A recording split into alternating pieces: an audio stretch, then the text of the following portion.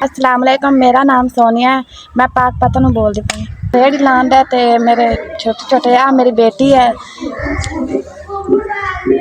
1000 रुपया दिहाड़ी पै जाती है ते दिहाड़ी पै जाती है तो मेरे किराया देना रेहड़ी का देना होंदा है ते घर के सर्कट बड़ी मुश्किल नाल चलते पे ने ते गुजारा बड़ा मुश्किल है। बच्ची स्कूल भी नहीं जा सकती है ते घर के हालात बड़े खराब हैं ते मैं भी हुण घर कुछ बाहर नहीं निकल सकनी, छोटी जी बच्ची नूं छड्ड ते महंगाई भी बड़ी है, बिजली का बिल भरना, घर के सर्कट चलाने।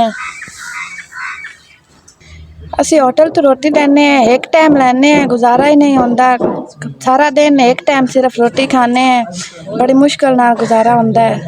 PS तुहाडा बहुत शुक्रिया, तुहाडे माह रमज़ान का समान मेरे कोल पहुँचाया।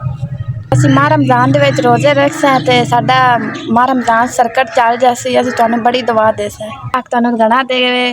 ਅੱਲਾਹ ਪਾਕ ਤੁਹਾਨੂੰ ਤੁਹਾਡੀ ਕੰਪਨੀ ਨੂੰ ਇਵੇਂ ਆਬਾਦ ਰੱਖੇ। ਅੱਲਾਹ ਪਾਕ ਤੁਹਾਨੂੰ ਇਸ ਤੋਂ ਜ਼ਿਆਦਾ ਦੇਵੇ ਕਿ ਤੁਸੀਂ ਸਾਰੇ ਇਸ ਤੋਂ ਸਾਡੇ ਤੋਂ ਵੀ ਜ਼ਿਆਦਾ ਜਿਹੜੇ ਗਰੀਬ ਨੇ ਸਭ ਦੀ ਮਦਦ ਕਰੋ।